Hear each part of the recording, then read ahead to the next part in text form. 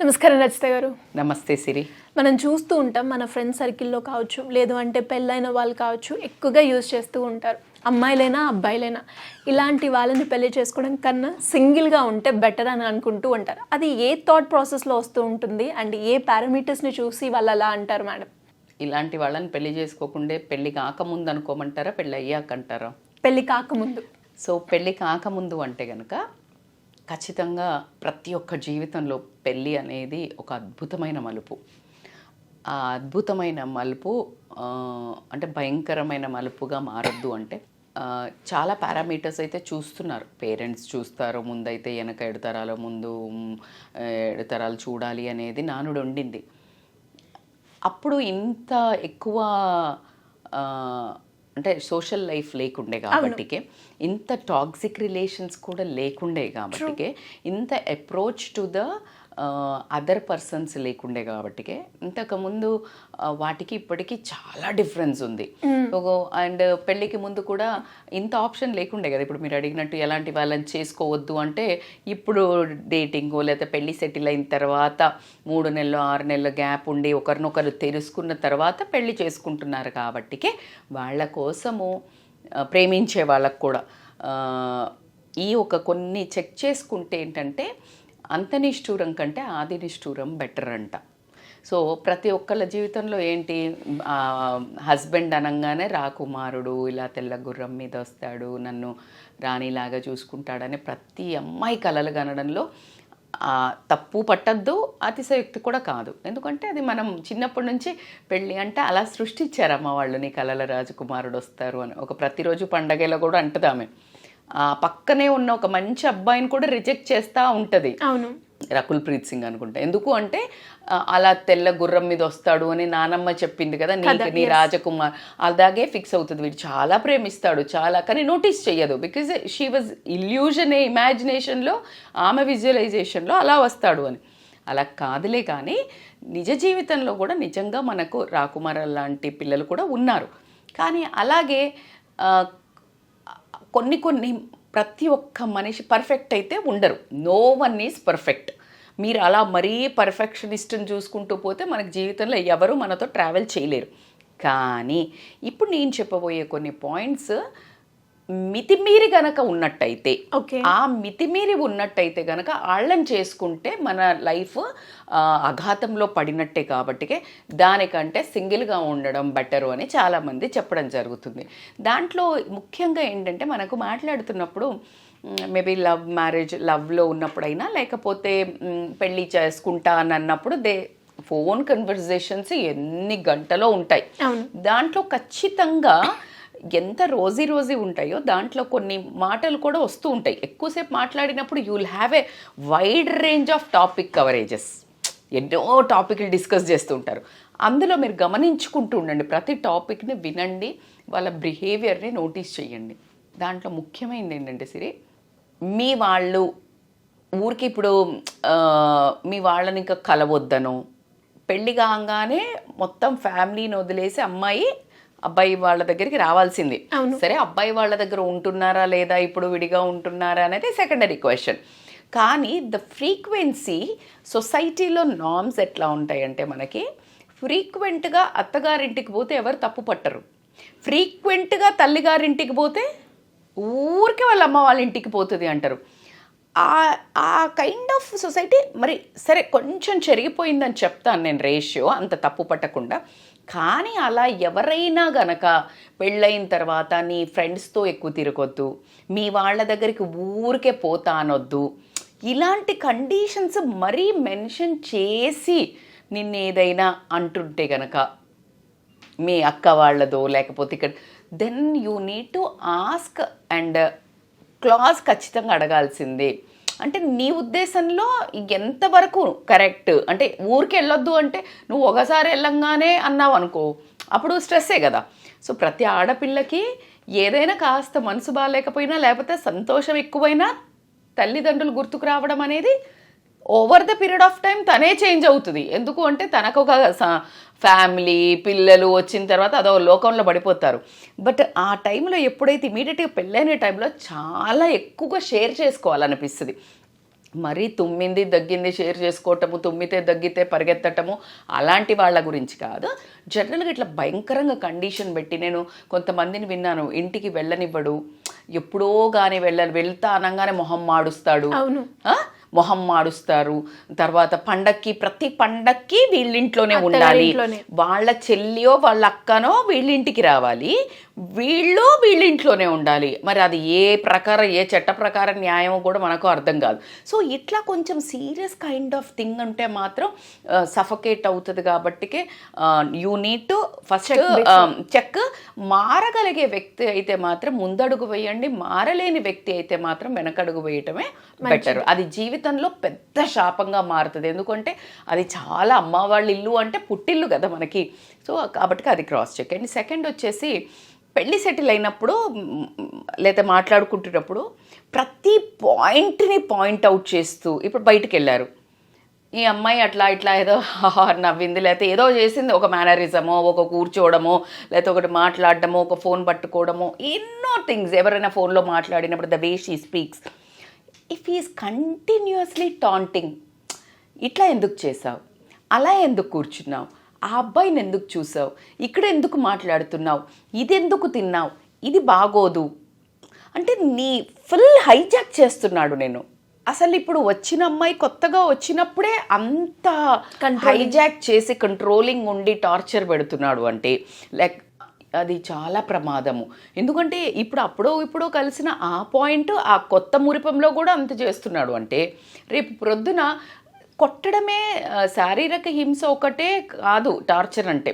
ఈ ఇబ్బంది పెట్టడం మానసికంగా ఎప్పుడైతే ఇబ్బంది పెడుతుంటారో, లేకపోతే మా అమ్మతో ఇలా అన్నావంట, మా నాన్న వాళ్ళు వచ్చినప్పుడు ఇలా చేసావంట, మీ అమ్మ వాళ్ళు ఇలా చేశారు, ప్రతి పాయింట్ని మ్యాగ్నానమస్గా చేసి దాన్ని తప్పు పడుతున్నాడు లేదా ఏదో ఒకటి ఇబ్బంది పెడుతున్నాడు అంటే మాత్రం కూడా ఒకసారి చెక్ చేసుకోవాల్సింది. ఎందుకంటే అంత షార్ట్ పీరియడ్లో జనరల్గా అవి రావు, వాళ్ళిద్దరిదే వస్తుంది బ్యూటిఫుల్గా. సో కాబట్టి అది ఒకసారి చెక్ చేసుకొని నిర్ణయం తీసుకునే ముందు మళ్ళీ కూడా అంత తొందరగా మనం వద్దు అనుకోకూడదు కదా. సో ఒక 5 to 8 times or 10 times give a chances in which parameters he is repeating. ఒకసారి అన్నారు ఇగ్నోర్, రెండోసారి అన్నారు ఇగ్నోర్, అదే పాయింట్ మీద ఎంబడబడుతున్నారు రకరకాల. అసలు నువ్వు ఏం చేసినా కూడా అంటే మాత్రం it is a kind of A warning signal అనే చెప్పొచ్చు, to think twice before you commit. Third, the most important, ఇవాళ రేపు సోషలైజేషన్ చాలా ఎక్కువైంది. ఆల్కహాల్ అనేది ఇట్స్ లైక్ నిజంగా చెప్పాలంటే ఎవరికన్నా అసలు పిల్లోడు తాగుతుడా అని అడిగే దగ్గర నుంచి పేరెంట్స్ కూడా ఇవాళ రేపు కామన్లే అనే వరకు వచ్చేసారు పేరెంట్స్. అది ఎప్పుడైనా ఆల్కహాల్ ఎంత సోషలైజేషన్ అన్నా, ఎంత మంచోళ్ళైనా, ఎంత చెడ్డోళ్ళైనా, అది it's a bad for health. But అసలు సోషలైజేషన్ కోసం కదా అని అంటున్నారు కాబట్టికి మనము సరే మొత్తానికి తాగనోడు అంటే మరి జల్లెడేసినా కూడా దొరికే ఛాన్సెస్ అయితే లేవు. కొంచెం మంది బంగారంలాగా ఉన్నవాళ్ళు కూడా ఉన్నారు. కానీ ఒకవేళ కనుక అతను మితిమీరిన లైఫ్ స్టైల్ ఉండి, అంటే మామూలుగా చెప్తుంటారు వాళ్ళు పెళ్ళిలో ఉన్నప్పుడే, నేను ప్రతి వీకెండ్ వెళ్తాను తెలుసా, when the conversations are going on, నా ఫ్రెండ్స్ వచ్చారు, మేము తాగుతున్నాము, నా ఫ్రెండ్స్ వచ్చారు, బయటికి వెళ్తున్నాము, మాదక ద్రవ్యాలు ట్రై చేసినాం, లేకపోతే వేప్ ట్రై చేసినాం, ఇట్లా మాట్లాడుతున్నారు అనుకోండి వాళ్ళు. ఒకవేళ అది ఎంత దూరం వెళ్తుంది, అది మళ్ళీ ఇంటెన్సిటీ పెరిగితే నీ లైఫ్లో ఎలాంటి ఇంపాక్ట్ వస్తుంది. Because when you take that kind of a substance use, ఆ తర్వాత బిహేవియర్ జనరల్గా కంట్రోల్ ఉండదు. Yes, you agree with that? So ఆ బిహేవియర్తో బయట సొసైటీ త్రూగా ప్రాబ్లం రావచ్చు, నీకు ఇంటికి వచ్చిన తర్వాత ప్రాబ్లం రావచ్చు, అండ్ ఫినాన్షియల్ డిస్టర్బెన్సెస్ రావచ్చు, వర్క్లో వదిలేయచ్చు. So this is it impacts in several parameters. So కాబట్టి ఖచ్చితంగా క్రాస్ చెక్. ఓకే, నీకు సోషలైజేషన్ ఉందంటే జనరల్గా వీక్లీ వన్సా, వీకెండ్లో ఒక రోజా, వీకెండ్ నేను ఒక పెళ్ళి నాకు తెలిసినది క్యాన్సిల్ అయింది సిరి. నేను ఎందుకు అన్నాను, నాకు చాలా ఇష్టమైన ఫ్యామిలీ, సో నేను నా పిల్లల ఫ్రెండ్స్ ఎందుకు అంటే ఆ అమ్మాయికి చెప్తున్నాడంట, సాటర్డే సండే జనరల్గా పెళ్ళి అయితే సాటర్డే సండే వైఫ్ను అంటే కాబోయే వైఫ్ని తీసుకొని బయట వెళ్ళాలి కదా, సాటర్డే సండే వస్తే ఫోన్ ఎత్తాడంట, సాటర్డే సండే మొత్తం ఫ్రెండ్స్తో ఉంటాడంట. So he'll be in total ఎక్కడ అండర్ గ్రౌండ్ అనుకో. ఇంకా అలాంటి వాడిని పెళ్లి చేసుకుని ఏం చేస్తుంది, దెబ్బకి క్యాన్సిల్ చేసి పడేశారు. ఎగ్జాక్ట్లీ. సో ఇది నా కళ్ళ ముందు జరిగిన వాస్తవం. సో కాబట్టి you need to understand which kind of a person, అది ఎంత ఇంటెన్సిటీ ఉంది అనేది. అండ్ వాళ్ళ ఫ్యామిలీలో కూడా ఈ తాగుడు అనేది ప్రిటీ కామనా. ఎందుకంటే రేపు పొద్దున నువ్వు కంప్లైంట్ చేస్తే వాళ్ళు తల ఒక గ్లాస్ పట్టుకొని కూర్చుంటే రోజుకు నో యూజ్. సో కాబట్టి నెత్తి కొట్టుకున్నట్టే ఉంటుంది. సో అది కూడా ఇంపార్టెంట్. అంటే నేను చాలా వీడియోస్లో మళ్ళీ చెప్పేది ఏంటంటే, మనిషిగానే మనిషికి రెస్పెక్ట్ ఇవ్వాల్సిన సంస్కారము మానవులకు మాత్రమే ఉన్నది. మనము జంతువులను, పెంపుడు జంతువులను కూడా అంత ప్రేమతో తీసుకోవాల్సిన, అది మన నేచర్ బేసికల్గా. అలాంటిది మనిషి పక్కనోడికి కాకుండా నిన్ను కట్టుకునే భార్యకి ఒక విమెన్గా ఆర్ భార్యగా నీకోసం అన్నీ వదిలేసుకుని వస్తున్న ఒక ఆవిడగా, ఒక ఇండివిజువల్గా నువ్వు రెస్పెక్ట్ ఎప్పుడైతే లేకుండా ప్రతి దాంట్లో నీకేం తెలియదులే నీకేం తెలుసమ్మా ఇలా అంటే ప్రతి దగ్గర ఇది వద్దులే అట్లా నువ్వు రెస్పెక్ట్ ఏ పదాల్లో కూడా నిన్ను రెస్పెక్ట్ చేయకుండా మాట్లాడితే యూ థింక్ లైక్ నీకు ఎక్కడ ప్రతిసారి సెల్ఫ్ ఎస్టీమ్ డ్రాప్ అవుతుంది. నువ్వు over the period of when you're travelling for 2-3 months నీకు ఎన్నిసార్లు డ్రాప్ అయింది. That patterns you write it. If ignore నిజంగానే నువ్వు చేస్తున్నాయి అయినా కూడా అలా చెప్పకండి. అలా నా సెల్ఫ్ ఎస్టీమ్ డ్రాప్ అవుతుంది.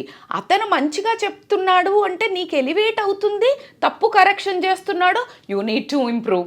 మళ్ళీ అలా నువ్వు ఏం చేసినా ఆయన తందానా అంటే తందానా అని అనలేదని నువ్వు క్యాన్సిల్ చేసుకోవటం అనేది నీ మూర్ఖత్వం. But if they are correcting in positive కాకుండా కొంచెం నీ సెల్ఫ్ ఎస్టీమ్ డౌన్ అవుతుంది, ఇబ్బంది పడుతున్నాడు, లేకపోతే నీ కుటుంబం మీకు డబ్బు లేదు, కొంతమంది తక్కువ ఉన్న అమ్మాయిని చేసుకున్నారనుకో, లేకపోతే మీరు పెట్టలేరులే, మీరు ఇవ్వలేరులే, నీకేం తెలుసు, నువ్వు ఇక్కడి నుంచి వచ్చావు, మాది ఇది, ఇలా ఏదైతే మాట్లాడుతున్నాడంటే నువ్వు 1000 కోట్లు ఉండని 1,00,000 కోట్లు ఉండని డిలీట్. బికాజ్ అవి రావు. నీవు రోజు కలిసి ఉండేది ఎవరు? భార్యాభర్తలు. So respect is the key for any relation. ఇప్పుడు లవ్ అనే దానికంటే ఫస్ట్ వచ్చేది respect in this relation especially. దాని తర్వాత నేను చెప్పగలిగేది ఏంటంటే మోసం చేయటం. అంటే మీరు అనొచ్చు మేడం మోసం చేసే వాళ్ళు ఎలా కనిపిస్తారు మేడం అంటే, యూ నీడ్ టు అబ్జర్వ్. మనం ఆల్రెడీ చెప్పాం, వైఫ్స్ సిబిఐ ఆఫీసర్లు, ఇంకా లేడీస్ కూడా అంతే. జనరల్గా వాళ్ళకు ఒక ఇంట్యూషన్ ఎక్కువ ఉంటుందని మనం ఎప్పుడు చెప్తుంటాం.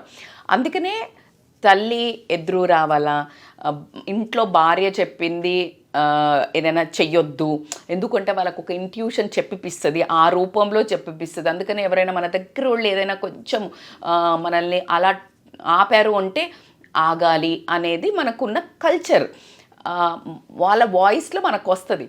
సో అలా కనుక వీళ్ళు ఎవరైతే ఉంటారో అబ్జర్వ్ చేస్తున్నప్పుడు నువ్వు అబ్బాయి అమ్మాయిల గురించి ఎక్కువ మాట్లాడడమా, మూవీస్ చూస్తున్నప్పుడు, లేకపోతే the way he క్యారెక్టరైజెస్ women, right? And అట్లా కాకుండా వాళ్ళ పేరెంట్స్ అయినా సరే నీకైనా సరే ఇక్కడికి వెళ్తున్నా అని చెప్తున్నాడా? నీకు పేరెంట్స్కి చెప్పాడు అంటే రేపు పొద్దున్న నీకు చెప్తాడా? చెప్పడా? చెప్తారు. ఆ చిన్న సిల్లీగా చెప్పినారంటే that's okay. But the way he cooks story you can understand is a very good script writer and writer, right? So you can sense. కాబట్టి అది నీ లైఫ్లో రేపు ప్రొద్దున పెద్ద అలజడి రేపడానికి ఛాన్స్ ఉంది. అది నేను ఇలా ఫ్రెండ్స్ వైపు కూడా చెప్పాను. లేకపోతే తాగి వచ్చి నేను తాగలేదని చెప్పటమా, ఇలా ఏదైనా డబ్బు గురించి చెప్పడమా, you need to observe that kind of a patterns. అట్లా కాకుండా అమ్మాయిలతోటి when we meet the kind of a rapport, అమ్మాయిలతో ఫ్రెండ్షిప్ అనేది ఇవాళ ప్రెట్టి కామన్. సో దాంట్లో అసలు మిస్టేకే లేదు. కానీ నార్మల్ ఫ్రెండ్స్ లాగా ఎలా ఉండాలి, ద వే తెలిసిపోతుంది. సో నువ్వు అమ్మాయిలని ఎలా ట్రీట్ చేస్తున్నాడు, ఎలా చూస్తున్నాడు, సో ఇవి కొంచెం అబ్జర్వ్ చేసుకుని ముందే మాట్లాడుకుని. ఎందుకంటే నువ్వు పెళ్ళి కాకముందు ఇగ్నోర్ చేసినవి పెళ్ళైన తర్వాత అవి ఏకులు మేకులై కూర్చుంటాయి. ఆ రోజు ఈ అమ్మాయినే చూసి ఈ అమ్మాయితోటి మాట్లాడుతున్నప్పుడే నువ్వు ఏదో మురిపంలో పడిపోయి చలో కానీ అన్న తర్వాత రేపొద్దున ఆ అమ్మాయినే నీకు తీసుకొచ్చి ఏదైనా ప్రాబ్లం క్రియేట్ చేయొచ్చు. సో కాబట్టికే you need to be very careful about the overall observation about the women, how he speak, and ఈజీగా పడతారు అనే క్యారెక్టరా, నీకు ఎంత ఇంపార్టెన్స్ ఇస్తా, ట్రస్ట్. ఇన్ఫ్యాక్ట్ అలా కొన్ని యాంగిల్స్లో కనుక గమనించుకున్నట్టయితే you will get a best check. ఇవాళ రేపు మాట్లాడుతున్నారు, బట్ ఎంత మాట్లాడుతున్నారు, ఏం చెక్ చేస్తున్నారో నాకు తెలియదు. కొన్ని క్యాన్సిల్ అవుతున్నాయి, కానీ ముందుకు వెళ్ళిన తర్వాత కూడా 1 ఇయర్లో 2 ఇయర్స్ లోపలనే 6 మంత్స్లోనే డివోర్స్ అయిన వాళ్ళు కూడా ఉన్నారు. కాబట్టి ఇవాళ రేపు ఇంత యాంపుల్ టైం ఉంది ఏది డేటింగ్ అని తెలుసుకోవాలి అని చెప్పేసి పేరెంట్స్ కూడా ఇస్తున్నారు తప్పని భయపడి. ఎందుకంటే ఈ బాక్సులు పట్టుకుని వచ్చే కంటే సూట్ కేసులు ఇది బెటర్ అని ఒప్పుకున్నారు తల్లిదండ్రులు కూడా. కాబట్టి ఇప్పుడు మీ వివేకంతో, ఎందుకంటే తల్లిదండ్రికి తెలియదు, they are not dating, right? So కాబట్టికే అమ్మాయిలు విచక్షణతోటి వ్యవహరించి అలా సెలెక్ట్ చేసుకున్నట్టయితే నిజంగానే రాజకుమారిలాగా, ఒక రాణిలాగా ట్రీట్ చేయమని చెప్పట్లేదు, ఒక మనిషిలాగా ట్రీట్ చేస్తే ఉపయోగం అని చెప్తాను నేను. సో మేడం, ఇలా ఎవరికైనా కూడా క్లియర్ పిక్చర్ కావాలి, వాళ్ళ ఫ్యామిలీ గురించి కావచ్చు, ఒక మ్యారేజ్ చేసుకోబోతున్నాను, ముందుగానే దాని గురించి అసలు ఎలా ఉంటుంది, ఆ సముద్రంలో నేను ఈదుతానా, ఇలాంటి అన్ని డౌట్స్ ఉంటూ ఉంటాయి.